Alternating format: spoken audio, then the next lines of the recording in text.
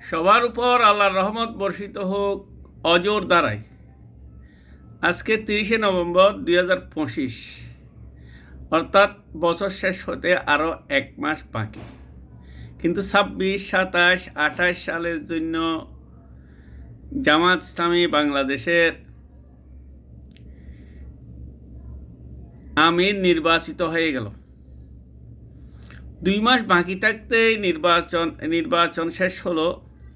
নারী পুরুষ রোকন মিলে গোপনে ভোট দিয়ে, রোকন বলতে যাদেরকে সাংবিধানিক ভাষায় জামাত কর্মী হিসেবে গণে, গোপনে নারী পুরুষ ভোট দিয়ে আমির নির্বাচিত করলেন ডাক্তার শফিকুর রহমানের।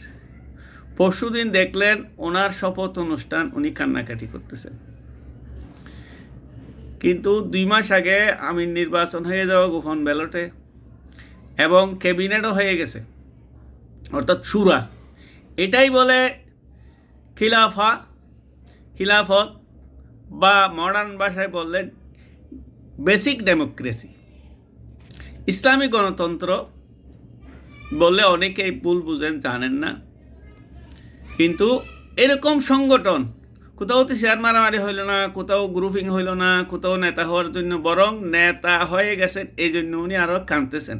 শিবিরেরও একই অবস্থা, গোপন ব্যালটে ভোট হয়ে যায়, কেন্দ্রীয় সভাপতিরা যখন শপথ দেয় তখন দেখা যায় যে কান্নাকাটি করতেছে। তার মানে কান্নার কারণ হচ্ছে যে এত বড় দায়িত্ব, কোরআন অর্থাৎ ইনসাফ ভিত্তিক আইন বা কোরআনের আইন কায়েম করার দায়িত্ব যারা পালন করেছেন নবী রাসূলেরা, হুজুর পাক সাল্লাল্লাহু আলাইহি ওয়াসাল্লাম সহ এবং বড় বড় সাহাবা কেরামরা, তাদের তুলনায় তো আমরা হাজার গুণ দূরে আমলের দিক থেকে। আমরা কিভাবে এই দায়িত্ব পালন করব? কিন্তু দায়িত্ব না নিয়েও পারা যায় না, না নেওয়ার সুযোগ নাই। দায়িত্ব আসলে নিতে হয়। আবার দায়িত্ব চাওয়াটাও গুনাহের কাজ। যারা দায়িত্ব চায়, নেতা হতে চায়, শরীয়তের দৃষ্টিতে তারা সব চাইতে অযোগ্য। এবং আল্লাহ পাক বলছেন যে, আল্লাহ নবী বলছেন যে যারা এভাবে দায়িত্ব চেয়ে নেয় তাদেরকে আমরা নেতা বানাই না। আর যদি জোর করি কেউ নেতা হয় তাকে আল্লাহ সাহায্য করে না।